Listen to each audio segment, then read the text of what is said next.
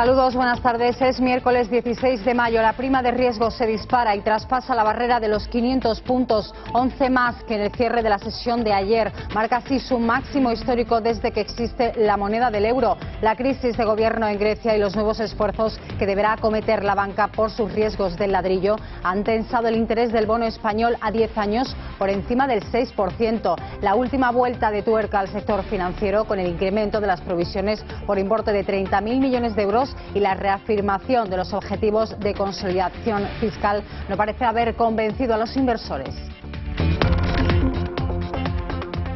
Y el ministro de Economía, Luis de Guindos, advierte desde Bruselas de que el elevado nivel de la prima de riesgo española no es sostenible. Por ello, reclama la ayuda de la eurozona para frenar lo que considera el efecto del contagio de la crisis griega. Ante este panorama, de Guindos deja claro que en España no se va a producir ningún corralito provocado por la delicada situación del país heleno. Precisamente, hoy su presidente convocará nuevas elecciones ante el fracaso del acuerdo de gobierno. Además, el titular de Economía ha prometido total transparencia en las cuentas de las bancas, que estarán listas en 2 meses.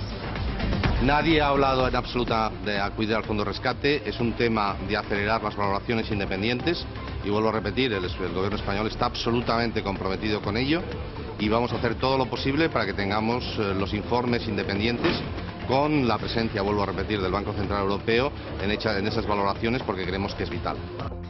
Con la vista puesta a los mercados, el presidente del Gobierno, Mariano Rajoy, ha vuelto a someterse hoy al control del Congreso. Tras la insistencia de la oposición sobre su urgente comparecencia, el jefe del Ejecutivo ha dado esta mañana todas las explicaciones sobre las últimas reformas aprobadas en Consejo de Ministros. Un debate intenso de acusaciones entre Gobierno y Partido Socialista, donde Alfredo Pérez Rubalcaba ha criticado las medidas de austeridad de Rajoy. El presidente ha asegurado que es consciente de la situación económica, pero insiste en que es la dirección correcta para crear empleo. Señor presidente del Gobierno, ¿considera que las medidas que está usted tomando mejoran la situación de la sociedad española?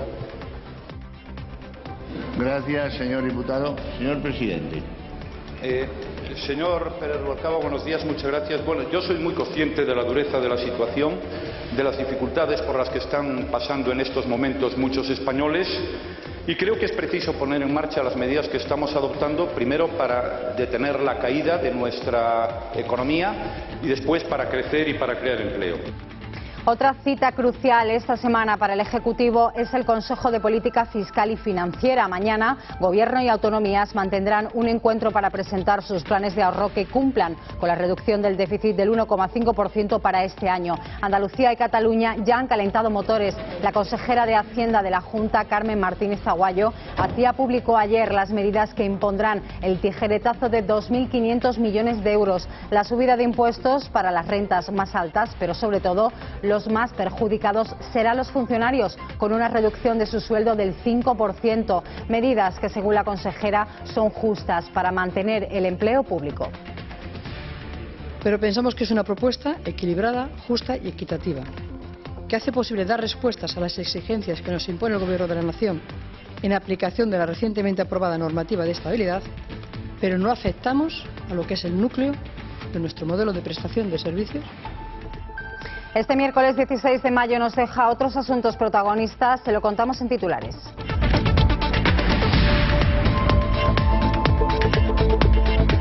Izquierda Unida da de baja cautelar al exalcalde de Casares, Juan Sánchez, tras su imputación por supuesto blanqueo de capitales.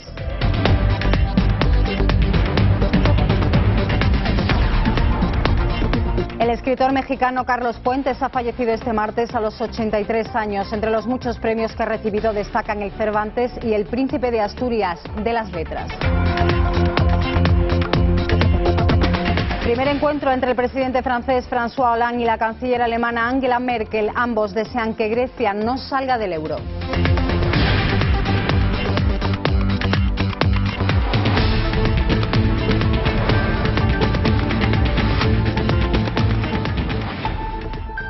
El jefe del Ejecutivo, Mariano Rajoy, ha comparecido en el Congreso de los Diputados para someterse a la primera sesión de control al Gobierno tras la nacionalización de Bankia y la segunda reforma financiera. Un pleno que además se celebra con la prima de riesgo española en máximos históricos. Con la vista puesta a los mercados, Gobierno y PSOE se han acusado mutuamente de la responsabilidad de la situación del sistema financiero actual. Alfredo Pérez Rubalcaba ha criticado las medidas de austeridad de Rajoy y el presidente ha asegurado que es consciente de la situación económica, pero insiste en que es la dirección correcta para crear empleo en nuestro país. Señor presidente del Gobierno, ¿considera que las medidas que está usted tomando mejoran la situación de la sociedad española? Gracias, señor diputado. Señor presidente. Señor Pérez Rubalcaba, buenos días, muchas gracias. Bueno, yo soy muy consciente de la dureza de la situación, de las dificultades por las que están pasando en estos momentos muchos españoles. Y creo que es preciso poner en marcha las medidas que estamos adoptando, primero para detener la caída de nuestra economía y después para crecer y para crear empleo. Además, la portavoz socialista de la Cámara Baja, Soraya Rodríguez, ha cuestionado la solvencia de la banca y la número 2 del Gobierno, Soraya Sáez de Santamaría, ha destacado el esfuerzo del Ejecutivo para reducir la deuda pública y salir de la crisis. ¿Piensa el Gobierno apoyar medidas de estímulo al crecimiento en la Unión Europea? Sí, señoría. Las apoyamos en Europa y las aplicamos en España. Lo defendimos en el Consejo Europeo de marzo y lo seguiremos defendiendo en el Consejo Europeo de abril. Como les venimos contando, la prima de riesgo se dispara al inicio de la sesión y traspasa la barrera de los 500 puntos básicos, 11 más que en el cierre de ayer. Marca así su máximo histórico desde que existe la moneda del euro. La crisis de gobierno en Grecia y los nuevos esfuerzos que deberá acometer la banca por sus riesgos de ladrillo han tensado el interés del bono español a 10 años por encima del 6%. La última vuelta de tuerca al sector financiero con el incremento de las provisiones por importe de 30.000 millones de euros y la reafirmación de los objetivos de consolidación fiscal no parece haber convencido a los inversores. La prima de riesgo española se dispara por encima de los 500 puntos básicos, una barrera que podría reactivar las compras del Banco Central Europeo. El motivo, el pánico de los mercados a que los problemas de Grecia se extiendan a otras zonas sensibles de Europa. Así, la rentabilidad del bono a 10 años rozaba el 6,5%.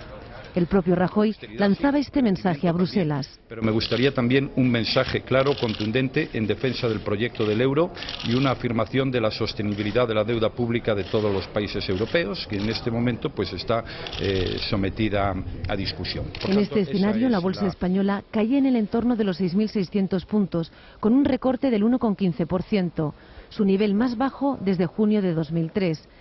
La convocatoria de nuevas elecciones en Grecia, tras los comicios de mayo, desataba también el pánico en los inversores que huían de la renta variable de los países periféricos por el efecto contagio, ante el temor de que el país mediterráneo abandone el euro. Precisamente el momento crítico que vive Grecia ha conseguido el respaldo del presidente de Francia, François Hollande, y el de la canciller alemana, Angela Merkel. En su primer encuentro en Berlín, tras la toma de posesión del socialista Hollande, ambos han expresado su deseo de que el país heleno siga en la zona euro. En su discurso, Hollande ha insistido en que su objetivo es renegociar el pacto fiscal de la Unión Europea. Voluntad de trabajar unidos y el deseo común de que Grecia permanezca en la zona del euro. La canciller alemana Angela Merkel y el presidente francés François Hollande asumieron públicamente sus responsabilidades por el bien de Europa tras un primer encuentro de los mandatarios en Berlín, horas después de que Hollande tomara posesión como jefe de Estado de Francia. El presidente francés reiteró pese a todo su exigencia de que el pacto fiscal de la Unión Europea se vea enriquecido con medidas para fomentar el crecimiento y demandó que en la cumbre informal del 23 de mayo se hable incluso de la iniciativa para la creación de los eurobonos, que Merkel rechaza hasta ahora tajantemente. Hollande llegó a la sede del gobierno germano con hora y cuarto de retraso sobre el horario previsto, ya que se vio obligado a cambiar de avión en París después de que el aparato en el que emprendió inicialmente viaje fuera alcanzado por un rayo poco después de despegar.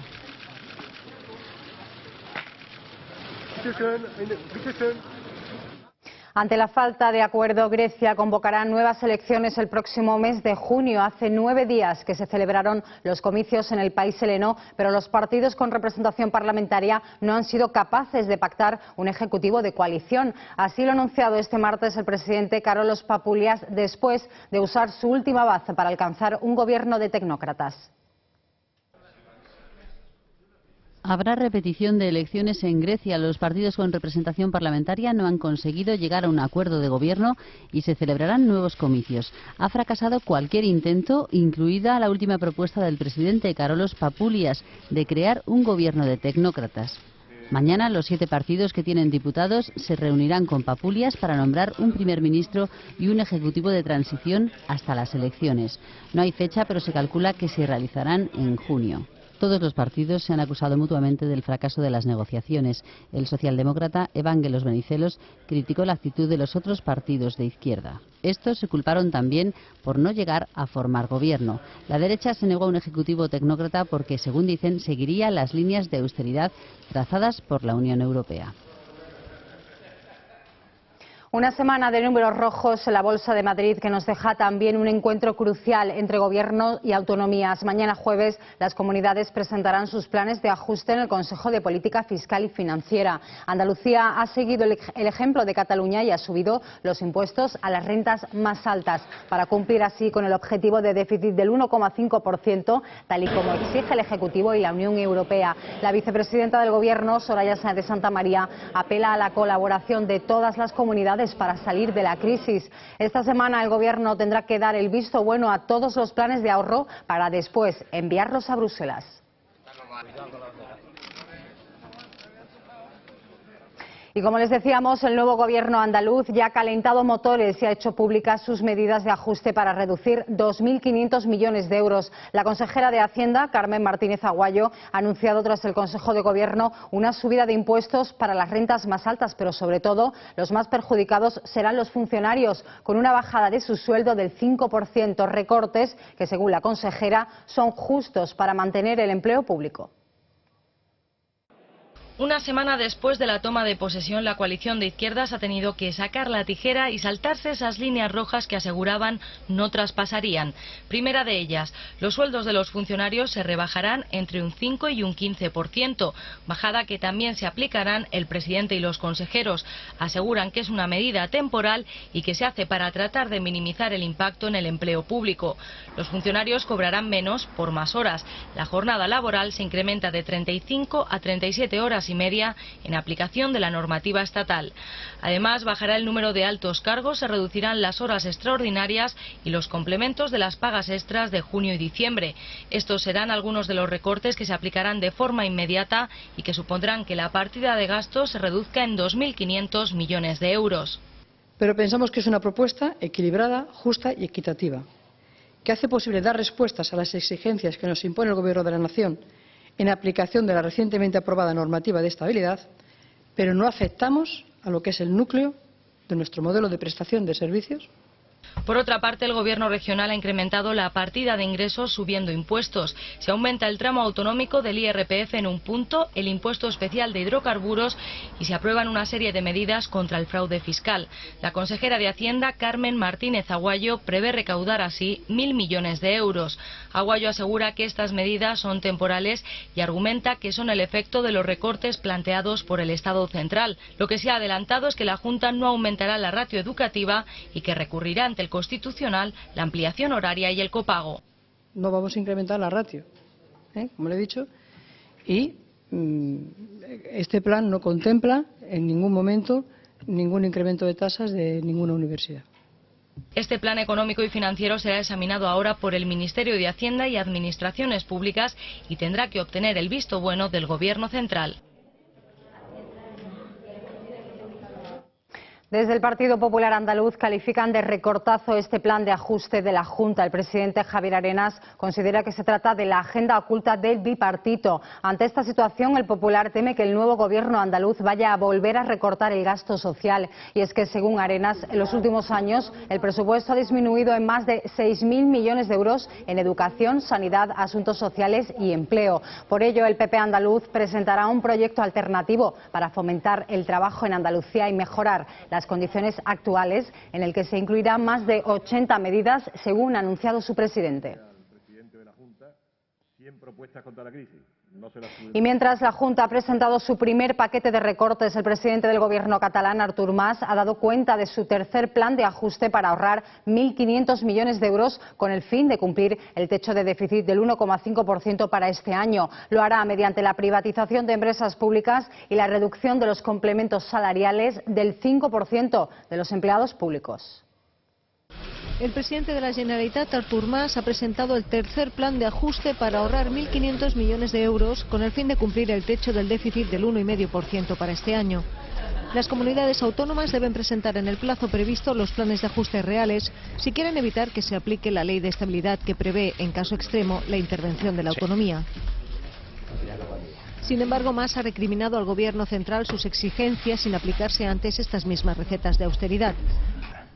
Esto de venir a menudo aquí o desde Madrid y dedicarse a reñir a los gobiernos autonómicos y a dar lecciones sin que muchas veces se hagan los deberes propios, esto no es de recibo.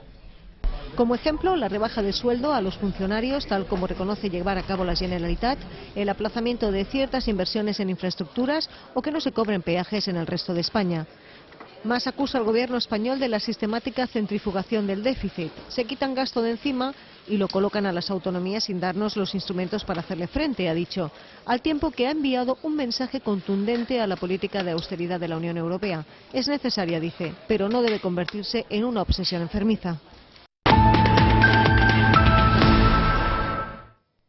Miramos de nuevo a Andalucía. Tras la decisión del Constitucional de admitir a trámite el recurso anunciado por el Ejecutivo Central sobre la subasta de fármacos, el Gobierno andaluz ha insistido en que esta medida es un buen instrumento de ahorro de gasto y que permite no cargar más sobre los de siempre, usuarios, pensionistas, familias y trabajadores. Tras la reunión del Consejo de Gobierno, el portavoz Miguel Ángel Vázquez ha manifestado que la Junta aún no ha recibido la providencia del Constitucional y que cuando sea así procederán a la presentación de alegaciones. Por su parte, la consejera de Hacienda, Carmen Martínez Aguayo, asegura que están dispuestos a seguir peleando por esta subasta.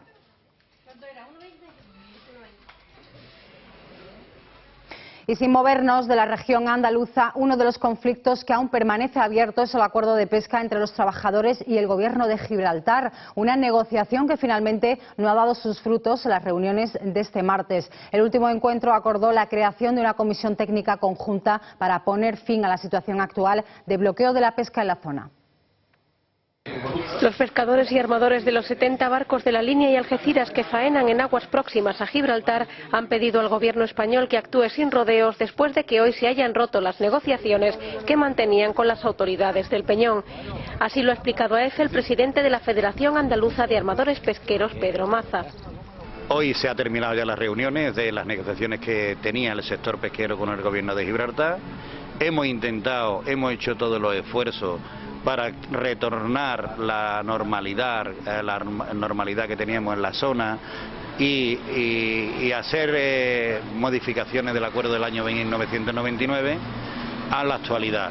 No ha sido posible y verdaderamente ante esta situación nosotros ya no podemos hacer nada más.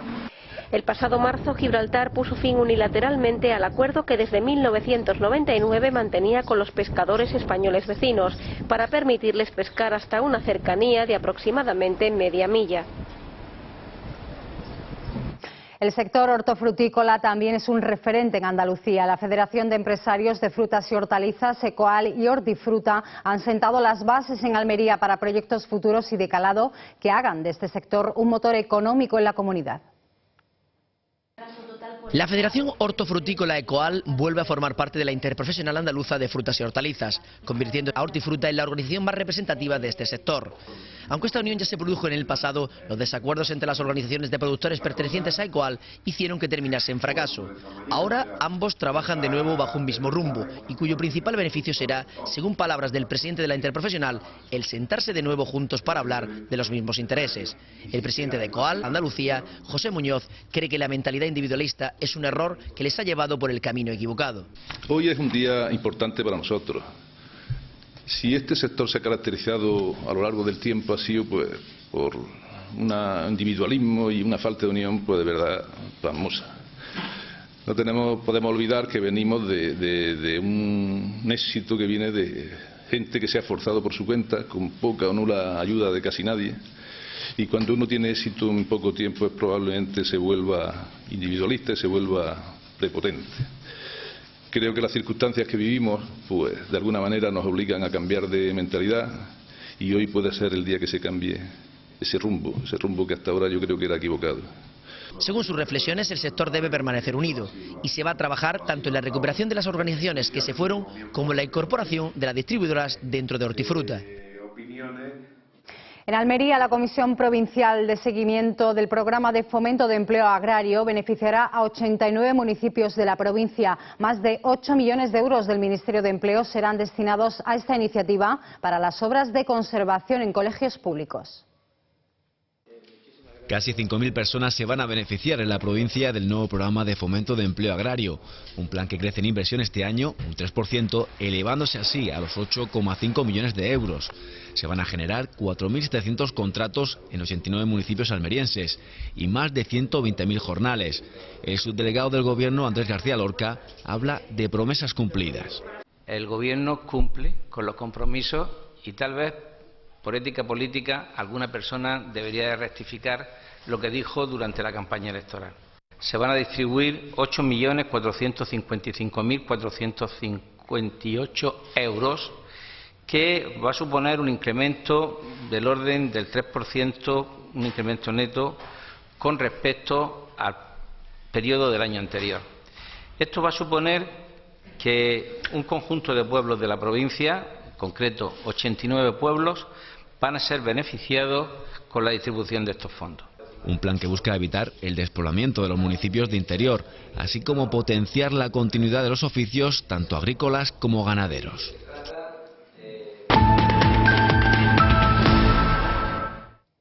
La recesión afecta al menos a 7 países de la eurozona, según las primeras estimaciones de evolución del Producto Interior Bruto en el primer trimestre del año presentadas por Eurostat. El número de países en recesión podría ser más alto si Irlanda no alcanza aún la esperada recuperación y si la crisis en Malta continúa agravándose los últimos 3 meses del año. España, Italia, Holanda y Portugal son algunos de los países de la eurozona que ya llevan al menos 2 trimestres con contracciones trimestrales. Nuestro país sufrió una contracción del PIB del 0,3%, pero el empuje económico de Alemania logró un crecimiento trimestral del 0,5%.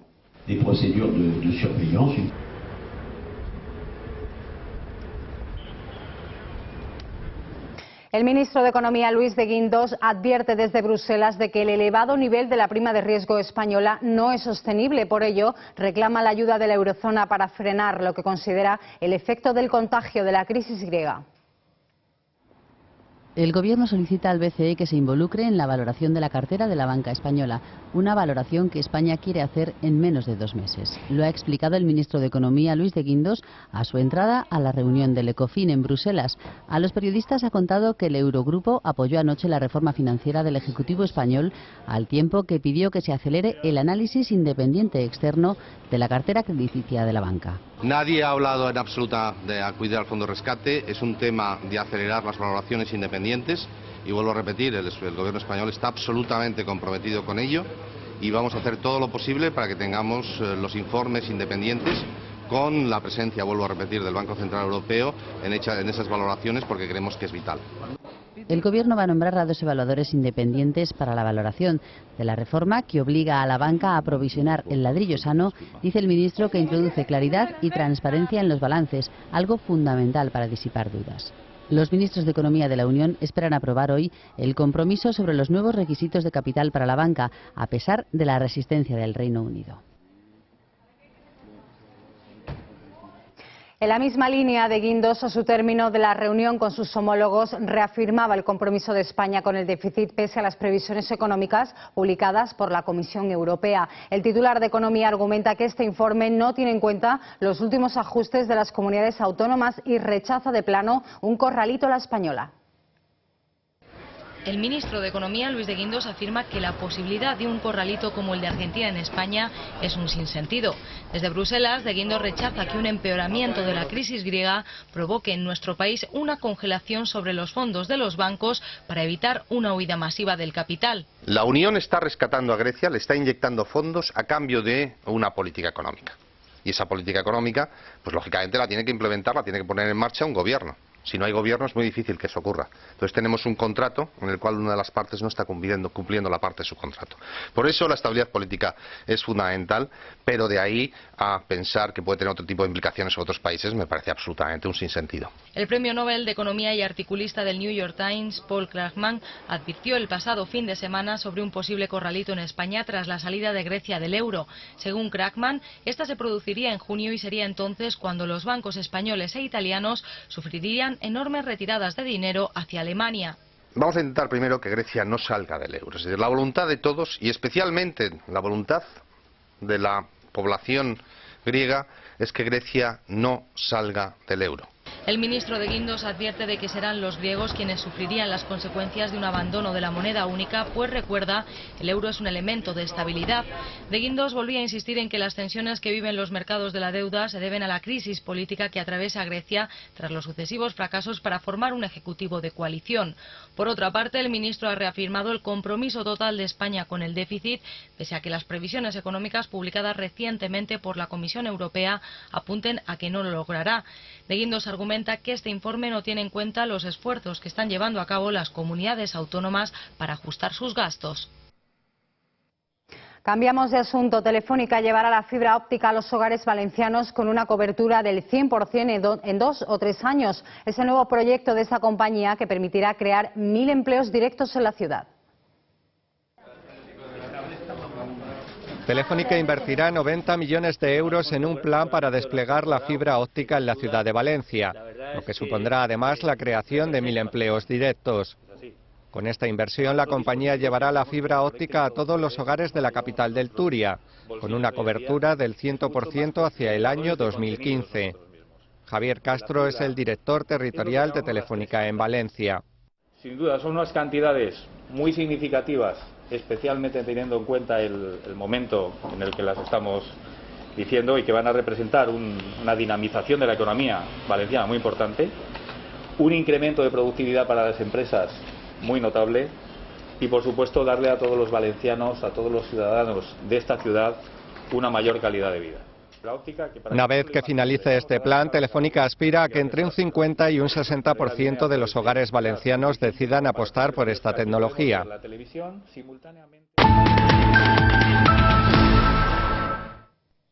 Carlos Fuentes ha fallecido este martes en Madrid a los 83 años. El escritor mexicano, autor de una veintena de novelas, cuenta con múltiples premios como el Cervantes o el Príncipe de Asturias. Además, en 2001 fue nombrado miembro honorario de la Academia Mexicana de la Lengua.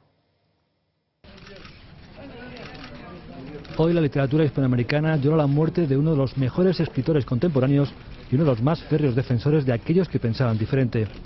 El escritor mexicano Carlos Fuentes falleció este martes en México DF, según informaron fuentes del Hospital Ángeles del Pedregal, donde estaba siendo atendido de algunas afecciones cardíacas. Autor de novelas y ensayos, entre los que destacan Aurora, La muerte de Artemio Cruz, La región más transparente y Terra Nostra, Fuentes, de 83 años, obtuvo el premio Cervantes en 1987 y el premio Príncipe de Asturias en 1994. Reconocido por su extenso interés por los asuntos políticos del país, Fuentes era un faro moral en toda Latinoamérica y una de sus voces más personales, distintas y brillantes. Las labores para la exhumación de un bebé supuestamente robado han comenzado por orden judicial en el cementerio de San José de Cádiz, en un proceso que se prolongará durante los 3 próximos días. La familia busca a sus 2 hijos, nacidos en los años 1977 y 1982, que fueron trasladados al Hospital Puerta del Mar de la capital, donde les comunicaron presuntamente que habían fallecido. Los trabajos de la primera exhumación, que por orden de un juez se hace en Cádiz, de los restos de un niño presuntamente robado, continúan sin novedad. La operación se ha complicado los 2 primeros días de trabajo y aunque los operarios encargados del caso no quieren aventurar plazos, todo apunta a que los trabajos aún se prolongarán algunas jornadas más. Yo las últimas noticias que tengo es eso, que han salido ya varios cuerpos, pero que todavía no han llegado al número 17 desde abajo, que como se sabe hay 23 más encima. Y todavía no se ha llegado ahí. Tras las primeras excavaciones que comenzaron el pasado lunes 7 de mayo, se localizaron las primeras cajas con restos de bebés. De las 40 que están enterradas en la fosa común en la que se está trabajando, algunas se encuentran prácticamente deshechas. La humedad de la tierra y la cantidad de restos mezclados que se están encontrando está complicando mucho la labor del arqueólogo, ya que no solo hay que sacar lo que se va encontrando, sino hay que clasificarlo con vistas a que alguien los pueda reclamar más adelante, ya que los mismos serán trasladados al cementerio mancomunado de Chiclana. Han salido ya varios cuerpos, claro, es que este trabajo hay que hacerlo con muchísimo cuidado porque todo está muy deteriorado, son muchos años, las cajas o los separadores pues están muy deteriorados, son como hojas prácticamente. Entonces, claro, el arqueólogo tiene que ir con mucho cuidado, paso a paso, y además porque los restos que van saliendo hay que también guardarlos por si luego son objeto de otra investigación, ¿no? Al parecer, los miembros de la asociación SOS Bebés Robados han recibido instrucciones para mantener en secreto la información del proceso de exhumación. Una medida encaminada a salvaguardar la intimidad de la familia afectada, que justo dentro de 2 semanas tendrá que desenterrar los restos de otro niño presuntamente robado en el año 1982. El Foro Judicial Independiente ha mostrado su rechazo a las palabras del nuevo consejero de la Junta, Emilio Llera, tras tomar posesión. Llera aseguró que la jueza que instruye el caso de los seres fraudulentos, Mercedes Alaya, ha tomado decisiones que él no comparte como jurista. En cualquier caso, el consejero de Justicia se sigue reafirmando en sus críticas a la labor de la magistrada. El Foro Judicial Independiente ha expresado este lunes su decepción y honda preocupación por el hecho de que las primeras declaraciones del nuevo consejero de Justicia de la Junta, Emilio Llera, hayan sido para censurar a la jueza Mercedes Alaya y su investigación por los seres fraudulentos. En un comunicado, el Foro Judicial dice que la jueza de Instrucción 6 de Sevilla, con una exquisita profesionalidad y en un entorno poco cómodo, intenta sacar adelante con escasos medios la investigación de un presunto y delicado caso de corrupción que afecta a la administración pública andaluza. En cualquier caso, indica el Foro Judicial, esas declaraciones pueden ser interpretadas como una forma de intentar desprestigiar y presionar a la magistrada por parte de un consejero del gobierno andaluz. El Foro Judicial, por otra parte, considera una buena noticia que por primera vez desde que se decidieron las competencias del ramo haya una Consejería de Justicia y se haya nombrado a su frente a un profesional con una larga y reconocida experiencia como fiscal. Sobre el caso de la supuesta corrupción urbanística en Casares, donde permanece en prisión el exalcalde de la localidad malagueña, Juan Sánchez, el juez ha tomado declaración a los 2 últimos detenidos en el caso. La operación contra el blanqueo de capital se ha saldado por el momento con 5 detenidos. Izquierda Unida da de baja cautelar al exalcalde y espera que deje sus cargos. Los delitos por los que se le imputa son los de cohecho, prevaricación administrativa y contra la ordenación del territorio. Y el juez de instrucción número 16 de Sevilla investiga delitos de malversación de caudales públicos y falsedad documental por las irregularidades en Invercaria. El exempleado de esta sociedad pública de la Junta, Cristóbal Cantos, compareció ayer en calidad de testigo. Cantos ratificó ante el magistrado la denuncia y aportó además correos electrónicos de sus comunicaciones con la entonces presidenta de Invercaria, Laura Gómez, para avalar sus acusaciones. El exdirector de Recursos asegura que estaba sometido a las presiones de su jefa para realizar los informes falsos.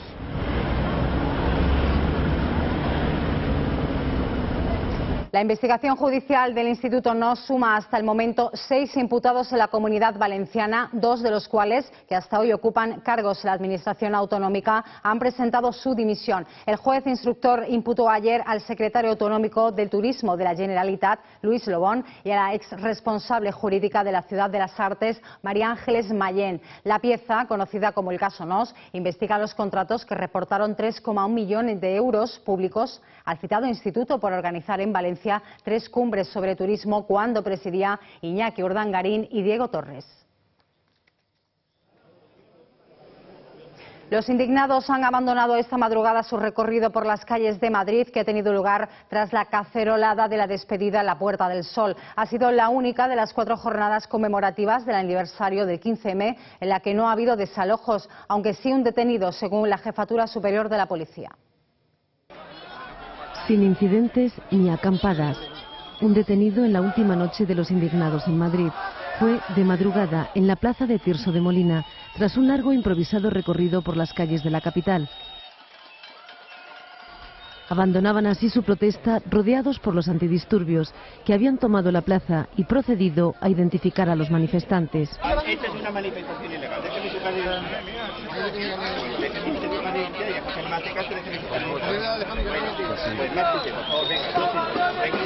En esta ocasión, los indignados habían abandonado la Puerta del Sol a medianoche para iniciar una marcha con cacerolada incluida por las calles del centro de Madrid. En la Bolsa optaron por desnudarse a modo de protesta. Esta es la única noche de las 4 jornadas conmemorativas del aniversario del 15M en la que no ha habido desalojos en Sol, donde la delegación del Gobierno solo había autorizado las concentraciones hasta las 10 de la noche. Durante estos días, un total de 30 personas han sido detenidas por desobediencia y atentado a agentes de la autoridad.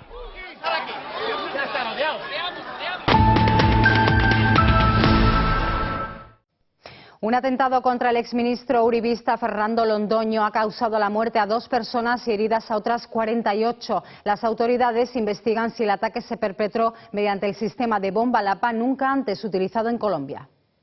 Un atentado terrorista contra el exministro Fernando Londoño, titular de la cartera de Interior de 2002 a 2004 durante el gobierno de Álvaro Uribe, ha dejado 2 muertos y 39 heridos en una calle en el norte de Bogotá.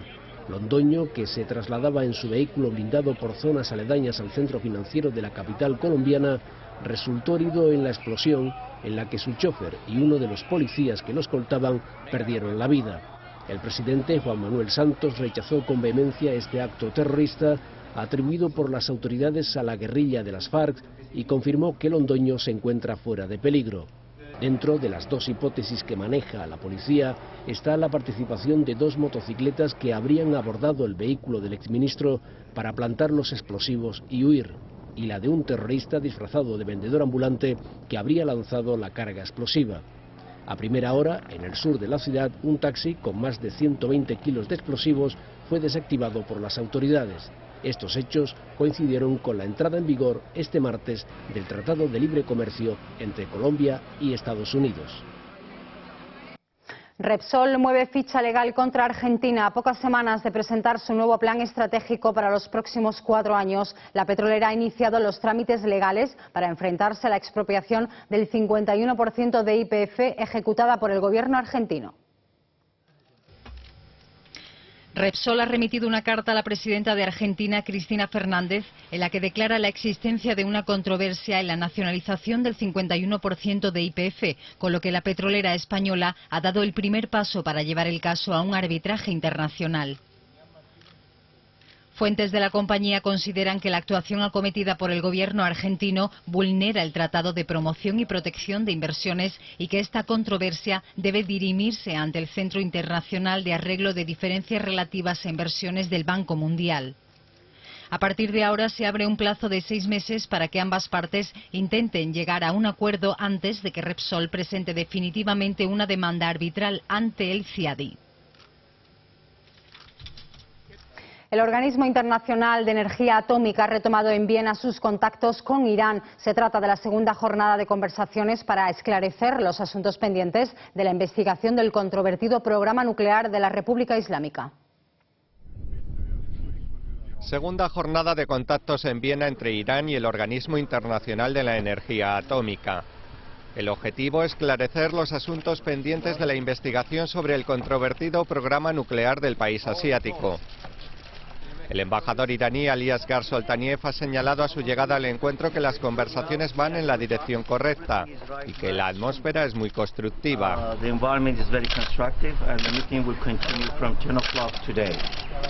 El negociador jefe de la OIEA, Hermann Nakaes, ha eludido hacer cualquier tipo de comentario y se ha limitado a corroborar sus palabras de este lunes, en las que insistió que la prioridad de este organismo es averiguar las dimensiones militares del programa nuclear iraní. La República Islámica asegura desde hace años que no tiene nada que ocultar en este asunto, aunque tampoco permite el acceso a las instalaciones que le demanda el OIEA, alegando que no tienen un carácter nuclear. A continuación conocemos la previsión del tiempo.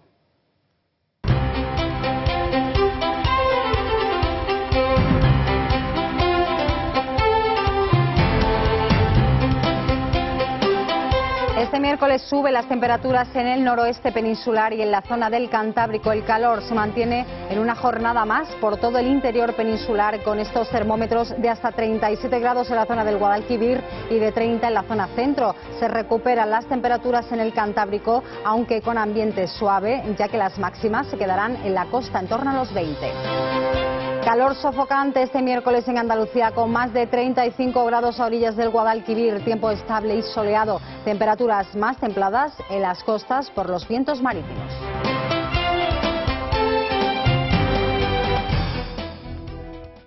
Como les decimos, el calor vuelve a sentirse sobre todo en Andalucía. Sevilla es la ciudad que está alcanzando estos días una mayor temperatura, o eso al menos es lo que marcan los termómetros urbanos, con máximas de 36 grados. Según la Agencia Estatal de Meteorología, no será hasta este viernes cuando se alivie un poco esta ola de calor. La ola de calor azota un día más la primavera de Sevilla, donde los termómetros urbanos registran temperaturas de más de 40 grados. Las fuentes de la capital hispalense se convierten en improvisados oasis a los que los viandantes se acercan para aliviarse del calor.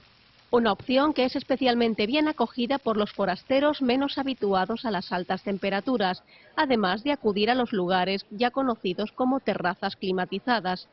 Indumentarias veraniegas y abanicos en mano componen la estampa urbana de los ciudadanos que deambulan por la ciudad bajo unos cielos muy despejados. La ola de calor afecta a Andalucía desde la pasada semana y, según la Agencia Estatal de Meteorología, las previsiones para Sevilla indican que el calor continuará, ya que las temperaturas máximas experimentarán un ligero ascenso.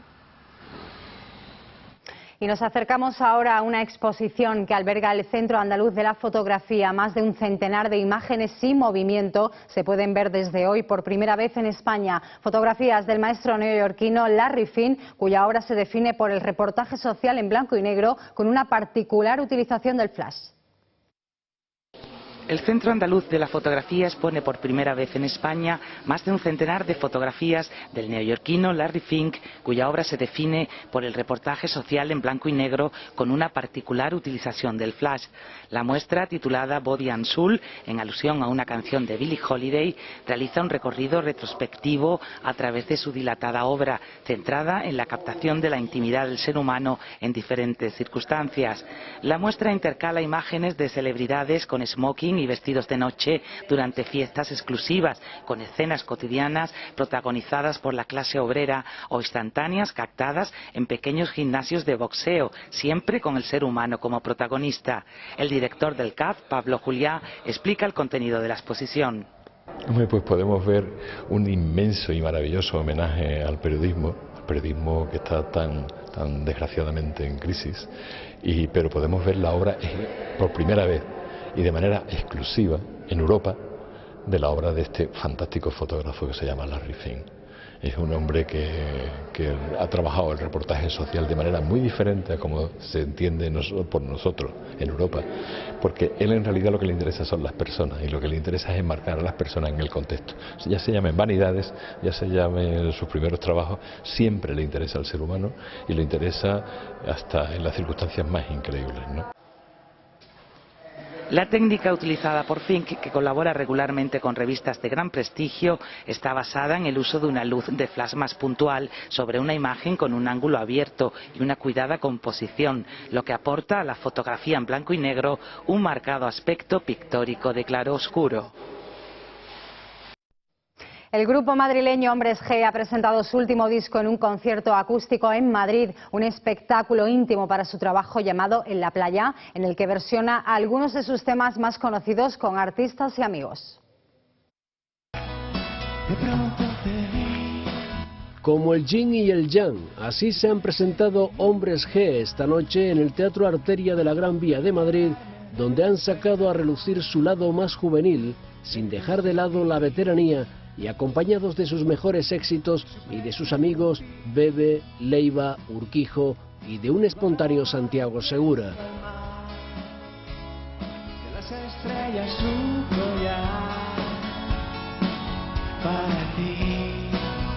La banda madrileña de pop rock ha reunido a amigos, familiares y seguidores en este concierto que colgaba el cartel de completo con motivo de la gira de presentación de su último álbum, En la playa, un CD recopilatorio grabado en la costa de Cádiz.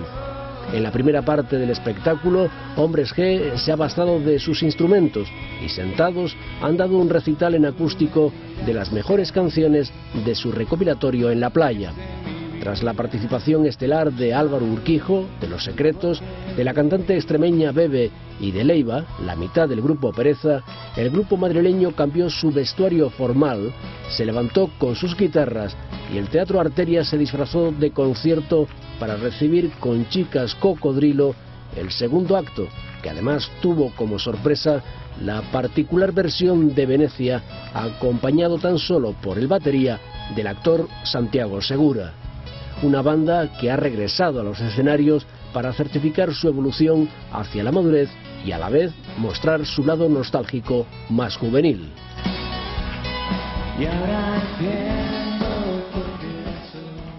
Abrimos la página deportiva y hoy el protagonista es Busquets, del Barcelona. Hugo, buenas tardes, ¿qué nos cuentas? Muy buenas tardes, efectivamente, ya una vez finalizada la liga regular, nos queda solamente esa final de Copa del Rey. El Barcelona es el centro de atención por muchos motivos. Después de quedar segundo en la liga, tiene la posibilidad de ganar otro título, en este caso, que es la Copa de Su Majestad el Rey. Y sobre todo se habla también de ese fin de ciclo, fin de la era Guardiola, comienzo de la era Tito Vilanova. De eso y de que también es una plantilla joven y sobre todo con mucho hambre, hablaba el jugador del Barcelona, Sergio Busquets. Son 2 semanas casi, que es mucho tiempo comparado con lo que tenemos durante el año, pero como he dicho antes, la fecha las pusieron así por una posible final de Champions. Y nada, solo queda preparar lo mejor posible. Está claro que hay muchos días, hay días de descanso y se intentará preparar lo mejor posible físicamente para que el equipo pues llegue a tope. Al fin y al cabo nos tenemos que preparar para una final. Está claro que sabemos que el entrenador se va y que va a estar Tito, pero hay que seguir trabajando porque nos jugamos una final que esté o no este entrenador o esté o no Tito, pues se va a jugar y hay que ganarla. Lo demás pues todo sigue. Sí, le queda, como he dicho antes, mucha cuerda. Es una plantilla bastante joven, con muchas ganas de seguir ganando, con mucha ambición, con ganas de seguir disfrutando y haciéndolo bien, que es lo que hemos hecho en estos 4 años que yo llevo aquí y está claro que vamos a seguir. Y nos vamos también ahora a Colombia, justamente el Atlético de Madrid, después de esa excelente campaña realizada esta temporada, y no solamente el Atlético de Madrid, sino su delantero centro Radamel Falcao. 2 millones de euros tiene por 3 partidos que va a jugar en el país sudamericano. El Atlético de Madrid inicia este miércoles su gira por tierras colombianas. El estadio del Campín será el escenario del choque ante el Millonarios de Bogotá, con la gran atracción del delantero colombiano Radamel Falcao. El terreno está en muy buen estado, las instalaciones del estadio están bien, se nota la remodelación que hicieron. El Tigre vuelve al lugar en el que dio sus primeros pasos como jugador. Allí también ha hablado de su futuro con el Atlético de Madrid. A corto plazo yo creo que tenemos como objetivo la Supercopa Europea. El año pasado no la pude jugar porque justo unos días fue el traspaso al Atlético, así que es el último año en Mónaco y me gustaría poder estar. Y después el plantel le va a apuntar para entrar en Champions y pelear por los primeros lugares. Y del futuro del delantero a la violencia que todavía existe en Colombia. Violencia en el país colombiano y nos vamos a un sitio donde hay mucha paz, y en este caso paz y armonía, porque el Málaga Club de Fútbol consiguió esa clasificación histórica. Pero esto también sirvió de revulsivo para que jugadores de su plantilla, como en el caso de Isco, estén ahora en el punto de mira del propio seleccionador Vicente del Bosque. Isco hizo una campaña fenomenal después de haber regresado a su club de origen y vemos cómo después de esa temporada donde consiguió goles y sobre todo buen juego, ha hecho que Vicente del Bosque lo tenga en cuenta para este partido que van a jugar frente a Serbia y Corea del Sur los próximos días 23 y 30 de mayo. Otro compañero que se le suma también, por supuesto, es Santi Cazorla, que ya es un fijo en el equipo de la Furia Roja.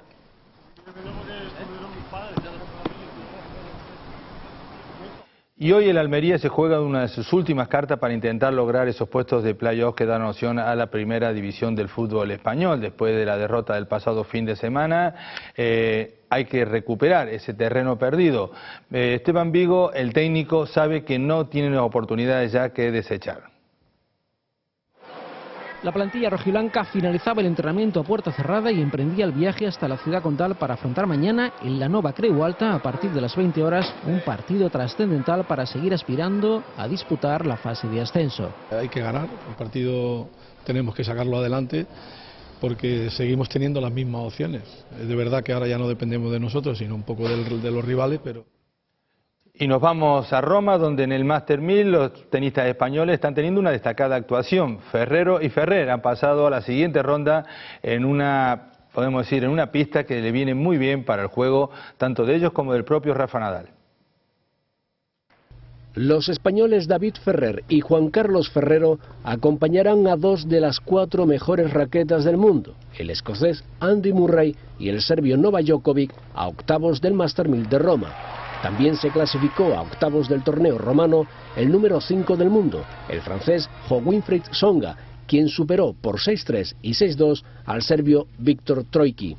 Se trata de los 5 primeros jugadores que acceden a la tercera ronda del torneo del Foro Itálico, en el que el tenista de Belgrado defiende en la presente edición su trono, que arrebató el año pasado al español Rafa Nadal.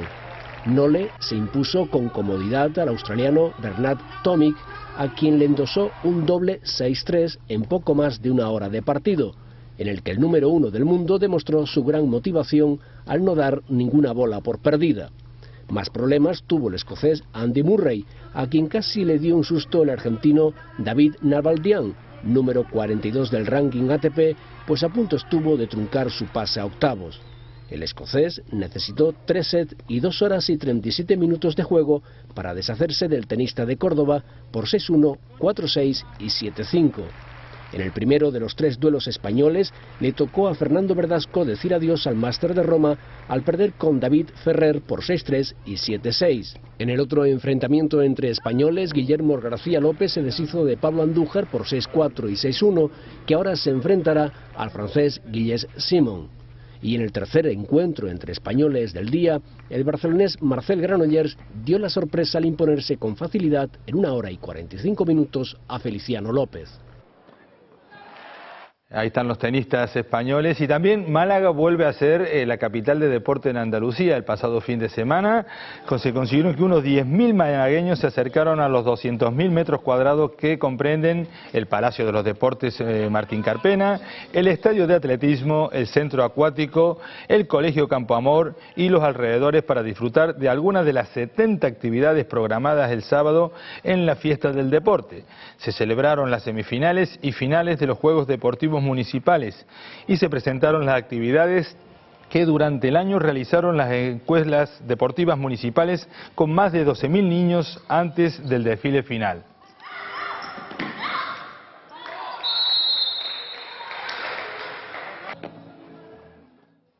Y lo bonito de Málaga es que siempre hay actividades deportivas, o sea que siempre, tú te has apuntado también muchas de ellas, María. En todas, Hugo, ya lo sabes. Procura hacer deporte siempre, tú también, ¿no? Sí, yo hago algo de pádel, pero esto no era un deporte olímpico ni mucho menos. No. Viene ahora la operación bikini, Hugo, hay que ponerse las pilas. Sí, ¿no? Sí, hay que entrenar. Estaremos en cuenta. Gracias, Hugo.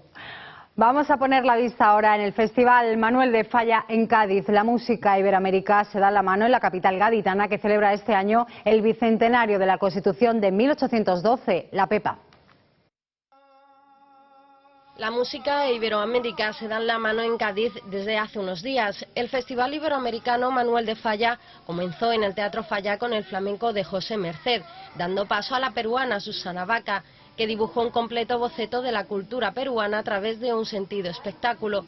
Susana Vaca es una de las promotoras de la música afroperuana y partidaria de la democratización de la cultura en su país. Y el domingo volvió el flamenco con uno de los talentos gaditanos en el baile. David Morales y su compañía ofrecieron el indiano, una propuesta mestiza que combina las raíces hondas de una y otra orilla. Canciones, ritmos y atmósferas entablan un diálogo que habla de fusión de culturas. Con este montaje escénico se recuerda al indiano que se marchó a hacer las Américas y volvió a España rico, donde le asaltan los recuerdos de un lugar y de otro, creando un hermoso viaje de la mano de la guajira, las colombianas, el flamenco o el tango. El público acompañó a este indiano a través de sus añoranzas, de sus pérdidas y de sus alegrías, al ritmo que marca su propia banda sonora.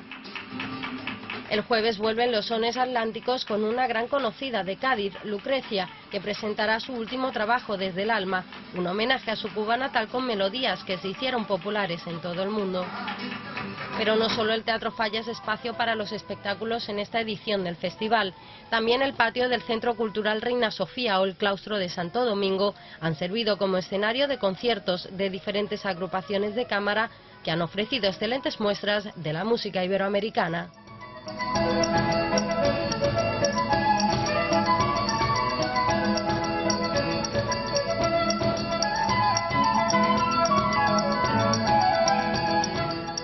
Con esta estupenda oferta cultural que nos propone Cádiz, nos despedimos. Recuerden que la información regresa en nuestra segunda edición. Hasta entonces, sean felices. Adiós.